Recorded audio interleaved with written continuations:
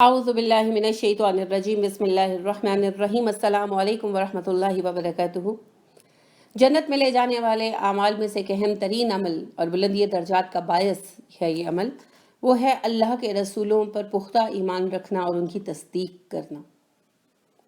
ٹھیک ہے، اللہ کے رسول صلی اللہ علیہ وآلہ وسلم ارشاد فرماتے ہیں، جنتی لوگ درجات میں ایک دوسرے سے فضیلت اور فوقیت حاصل ہونے کے سبب سے ایک دوسرے کو اس کے بالا خانے میں اس طرح دیکھیں گے جس طرح افق میں غروب ہونے والے یا طلوع ہونے والے مشرقی یا مغربی ستارے کو لوگ دیکھتے ہیں، کہ جیسے افق پر ایک ستارہ ڈوب رہا ہے اور ہم نیچے سے دیکھتے ہیں، اس طرح جنتیوں کے درجات کا آپس میں فاصلہ ہوگا۔ صحابہ نے عرض کیا، اللہ کے رسول صلی اللہ علیہ وسلم، یہ تو انبیاء ہوں گے نا، یعنی یہ بہت بلند درجے والے لوگ انبیاء ہوں گے؟ آپ صلی اللہ علیہ وسلم نے فرمایا، ہاں انبیاء بھی ہوں گے، اور مجھے قسم ہے اس ذات کی جس کے ہاتھ میں میری جان ہے، یعنی مجھے اللہ کی قسم ہے کہ ان بالا خانوں میں ایسے لوگ بھی ہوں گے جو اللہ پر ایمان لائے، اس کے رسولوں پر ایمان لائے اور پھر رسولوں کی تصدیق کی، یعنی انبیاء کے ساتھ صدیق بھی ہوں گے۔ اسی لیے کہتے ہیں نبی کے بعد سب سے بڑا رتبہ صدیق کا ہے۔ صدیق کون ہے؟ نبی کی تصدیق کرنے والا، ہر معاملے میں ان کی تصدیق کرنے والا، ہر فعل پر ان کی تصدیق کرنے والا۔ اور تصدیق کیسے ہوتی ہے؟ دل میں سچا ماننا، زبان سے اقرار کرنا، جب موقع آئے تو کہنا، اور اپنے عمل سے اس کام کو کر کے ثابت بھی کرنا، یعنی آپ کے سنت پر عمل کرنا، پیروی کرنا۔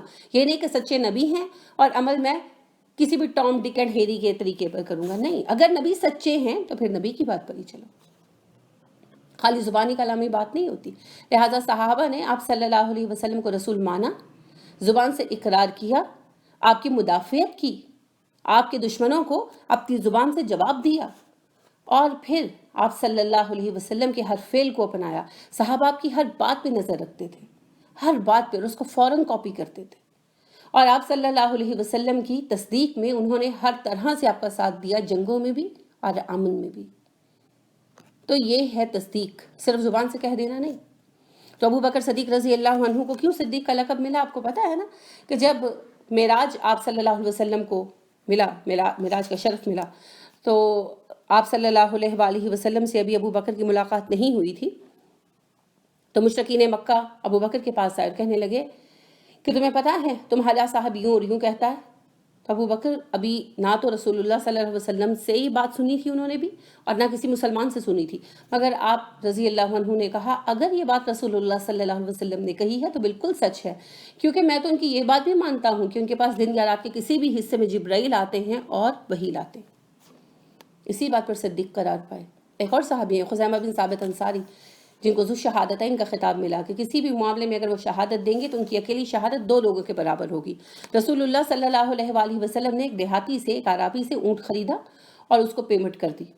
اس کو کچھ کام تھا تو آپ نے فرمایا یہ کام نپٹا لو، اونٹ پر غالباً وزن وغیرہ تھا، تو آپ نے کہا یہ کر لو تو پھر اونٹ مجھے مسجد میں لے جانا۔ اب وہ اونٹ لے کر آ گیا آپ صلی اللہ علیہ وسلم کے پاس، آپ نے یہ لے کر بندھوا لیا۔ اب وہ کہنے لگا مجھے پیسے بھی دے دے۔ آپ صلی اللہ علیہ وسلم نے فرمایا میں تمہیں پیسے دے چکا۔ وہ کہنے لگا نہیں آپ نے تو نہیں دیا۔ آپ نے کہا دے دیے ہیں میں نے۔ کہنے لگا اچھا گواہ بلا لیں۔ اب یہ بحث بڑھتی گئی، صحابہ آتے گئے، اس کو ملامت کرتے گئے کہ تم اللہ کے رسول پر بہتان باندھ رہے ہو، اللہ سے ڈرو، خدا کا خوف کرو۔ وہ آگے سے کہے ہر ایک کو، ہاں تو میں کہہ تو رہا ہوں گواہ لے آئے، ہاں میں کہہ تو رہا ہوں گواہ لے رہے ہیں۔ اب صحابہ بڑھتے گئے اور بحث بڑھتی گئی، مگر مسئلہ یہ تھا کہ جب یہ بات ہوئی تو آپ صلی اللہ علیہ وسلم تنہا تھے۔ تو خزیمہ بن ثابت انصاری جو آئے تو دیکھا کہ رش لگا ہوا ہے، بحث ہو رہی ہے۔ انہوں نے کہا کیا ہوا؟ بات پتہ چلی تو انہوں نے بھی کہا کہ تم اللہ کے رسول کے سامنے دیدہ دلیری کرتے ہو، اللہ سے ڈرو۔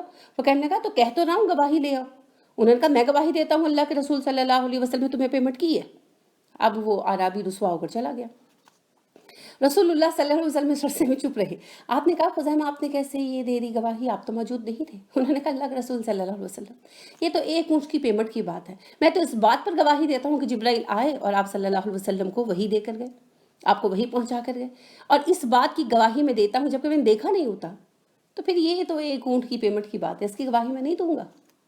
تو آپ صلی اللہ علیہ وسلم نے انہیں ذو شہادتین کا خطاب دیا کہ یہ 2 گواہیوں والے ہیں، اگر کسی کیس میں یہ بطور گواہ حاضر ہوں تو دوسری گواہی کی ضرورت نہیں ہے۔ سبحان اللہ، یہ ہے صدیق کا مقام۔ تو انبیاء کے بعد صدیق کا مقام ہے، اس کے بعد شہداء کا مقام ہے۔ انبیاء کی تصدیق بڑی بات ہے، مگر یاد رکھیں اس تصدیق کے 3 حصے ہیں۔ دل میں یقین ہونا، زبان سے کہنا جب موقع آئے، جب نبی صلی اللہ علیہ وسلم کی کسی بات کو بحث کا مرکز بنایا جائے تو آپ نبی صلی اللہ علیہ وسلم کی بات کی تصدیق کریں، کرنے والوں میں ہوں، گھبرا کر نہ بیٹھ جائیں۔ اور تیسرا، آپ کا فعل اس کی تصدیق کرے کہ آپ تصدیق کرنے والوں میں سے ہیں۔ آپ سنتوں پر عمل کریں، سنتوں کو اپنائیں، نبی صلی اللہ علیہ وسلم کے طریقوں کو اوڑھنا بچھونا بنائیں، تبھی جا کر پتہ چلے گا کہ آپ تصدیق کرنے والوں میں سے ہیں۔ اللہ رب کریم ہمیں اندر تک سچا کر دے اپنے اس دعوے میں کہ ہم انبیاء پر ایمان لائیں، رسول اللہ صلی اللہ علیہ وسلم پر، اور آدم علیہ السلام سے لے کر آپ صلی اللہ علیہ وسلم تک آنے والے تمام انبیاء پر۔ یہ ہمارے دلوں میں راسخ ہو جائے بات اور ہمارے عمل سے ظاہر ہونے لگے۔ اللہ ہمیں اس کی توفیق عطا فرمائے، آمین۔ سبحانک اللہم و بحمدک ونشہد ان لا الہ الا انت ونستغفرک ونتوب الیک۔ السلام علیکم ورحمۃ اللہ وبرکاتہ۔